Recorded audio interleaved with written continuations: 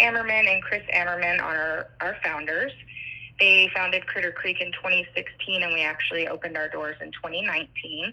Currently, right now, we are about 80 to 85% funded. Our founders are actually funding the majority of it still. And then the rest is from individual donors. We have Patreon accounts with monthly donors, donor box account with monthly donors. So, but a good 80 to 85% is still funded directly from the founders of the sanctuary. We were very fortunate in that we didn't feel it too terribly much. Obviously with schools being out, writing textbooks was kind of, no one's buying textbooks because no one was having classes at the time. So our founders' income was cut. And then on top of that, there were a few monthly donors that we lost just because understandably they could not, continue their monthly donations. And our events, we used to have quarterly events, and those would do really well as far as donations go. So we had to cancel those for a while as well. So it did impact us, not as much, again, because like I said, we are mainly funded from our founders still, but we definitely did feel the impact. And on top of that, prices going up on things such as the wood we use to build fences. It's with all these cows and all the animals and lots of fences. Constant fence work. There was an impact felt, but we were fortunate enough not to be as affected by it as others. We had some regular volunteers typically that would come out and help with bottle feeding babies when we had babies.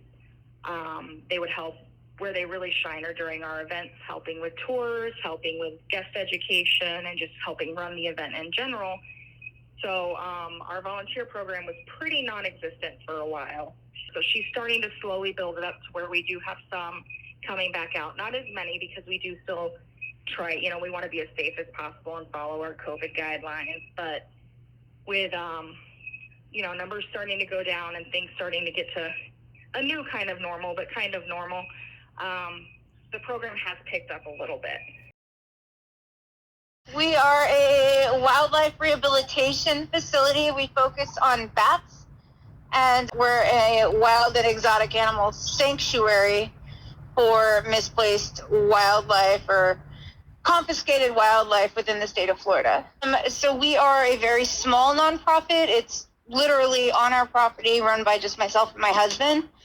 And since COVID, we have not had any volunteers. And the majority of our income was coming from Meet the Ambassador tours where people could come out and have hands-on interactions with our animals. Now that we're so limited, a lot of what we do is online fundraising, online platforms, and that's about it at this point. Well, people are broke.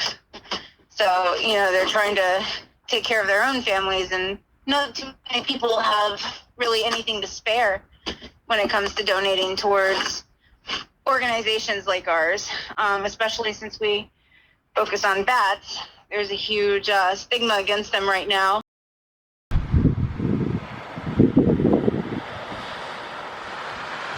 The Sea Turtle Conservancy was founded back in 1959, and we were based in Gainesville, Florida. So we're focused on primarily research. It's sort of the core of what we do. Yeah, so for last year, during the majority of, when the pandemic started, we basically got shut down in terms of travel. So I usually am traveling to Panama in May for my research. And so that was completely out. And basically all of our travel, and so all of our my international research was canceled. Mm-hmm. So, yeah, for the foundation support, it's been pretty consistent. We have, there's quite a few foundations that support our work year after year. And then we have also corporate sponsors. So what I'm more familiar with is those corporate sponsors because they tend to fund the transmitters that I deploy. And we get a lot of source of funding for the research that I do from partnerships with Disney or Atlantis Resorts. And they definitely took a hit, especially the hotels and bigger resorts that we have been funded by in the past. They just weren't able to do the same level of donation as they had in the past. So since we had long partnerships with them, we would, sort of try to reduce the costs of things. The interesting thing is, though, our donations from individuals probably increased.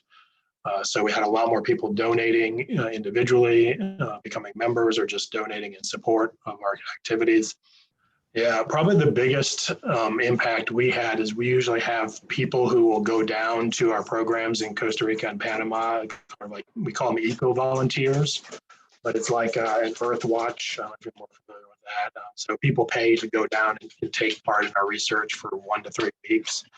We had quite a few people, and it's a pretty good source of funds for our programs down there, and those are all lost. So, we did lose funding in a lot of different ways. Like I said, we were just fortunate that we had some new sources that came online